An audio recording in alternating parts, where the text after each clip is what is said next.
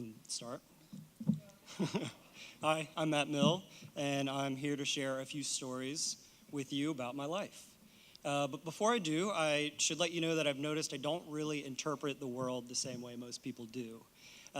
It's like my brain filters situations differently, and used to not really know why until more people started meeting my mom, and afterwards would look at me and say, okay, you make a lot more sense now.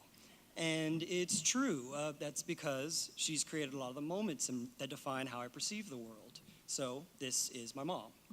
And this is the rest of my family. My brother and I were born here in Charleston, and shortly after we moved to Hawaii, a pretty sweet place to move for a kid. And while playing, though, sometimes my brother and I would team up and just decide to empty out random cabinets and drawers and pull out just any and everything. No real rhyme or reason to when it would happen, but when it did, nothing was really safe. And anything we could get our hands on was fair game, including a large bag of flour that we found and threw all over the kitchen to play in. Now, in normal families, this is usually referred to as a mess, and you get in trouble. But my mom saw something different. She saw two young minds developing their sense of creativity, and that was something she wanted to encourage, not discourage. Which is kind of crazy that instead of seeing a mess, she saw kids developing their creative future, and her perception that encouragement and small acts have an influence in the future is an idea that stuck with me. We moved back to South Carolina in time for me to start first grade, which was a little bit of a culture shock.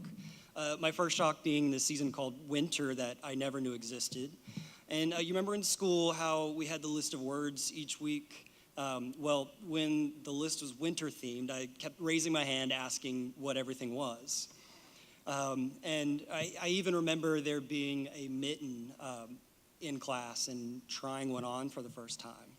And funny enough, my mom got a call after that, and she had to come in and meet with my teacher, and she told my mom I had a learning disability, and she wanted to hold me back a grade because I didn't know what winter words were, and because I didn't know what a mitten was. So my mom had to step in, and everything was fine after she explained that we just moved there back, but it was another important lesson that shaped my perception on life. That we all grow up differently, and because of that, we just know different things. And all anyone needs is just a little bit of context to be able to understand another person. And on a side note, I want to make it clear I do know what a mitten is now. Flash forward a bit, and after college, I moved to Atlanta. My mom was visiting, and after dinner, I asked if she wanted to grab a drink. And yeah, she said, let's go to that bar you go to with your friends all the time, which may sound innocent enough, except what she was really asking was for her son to bring her to a gay bar. Now, I wouldn't describe this as the most parent-friendly place, and on the way there, I do remember thinking, wait, like, is this a good idea? But my mom is a social butterfly, and she took off into the crowd as soon as we got in. And this was 10 years ago, so it's important to know that because a lot of the guys there weren't out to their families yet, or if they were, they weren't close to them anymore because of it. And afterwards, guys told me it meant a lot for her as a mom to be there. And I told my mom about these reactions, and she said she knew how important it was for her to be there. She said it was easy for her to show up and be herself. And she also knew just by being there, she could bring some encouragement and hope to some people who may need it.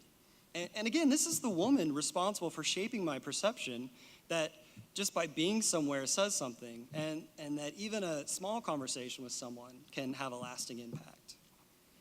And here's Mom today. 2 years ago, she had a stroke. And she now has to use a wheelchair, and her speech hasn't recovered either. And it's hard for me to see her go through this, and it's something I don't really talk about a lot. But here's where I've learned one of the most complicated perspectives that this woman's taught me, because instead of sadness, I'm overwhelmed with this unexplainable gratitude and joy when I think of her. like even now, and even when she's like this. It's like there's no room for anything else. And it's her moments of connection have created this lasting feeling of gratitude and joy that just doesn't change depending on circumstance. And it's the same qualities that I recognize in my mom, I identify with in art. It's why my gut led me to become the owner and publisher of Art Mag 3 years ago. Because art has that same gentle power to change perspectives and shape lives. And it has the ability to communicate complicated and complex ideas and provide context and to remove social barriers. And that's why art has a larger role to play in Charleston. We're at a crossroads in our city. We're growing, and as we grow, we can either lose our identity and become this Disneyland version of ourselves, or we have this very real opportunity to unite and become a major cultural player and be one of the greatest cultural cities in not only the country, but in the world. And this is a future that I want to be a part of building. But it takes a certain perspective for us to get everyone there. And I want to encourage you to do that, to believe in the potential, to build the context, and to understand the power that you have in showing up and making these connections. And just like those influences from my mom shaped who I am today, Charleston needs those influences from you to become the city it's supposed to be in our future. Thank you.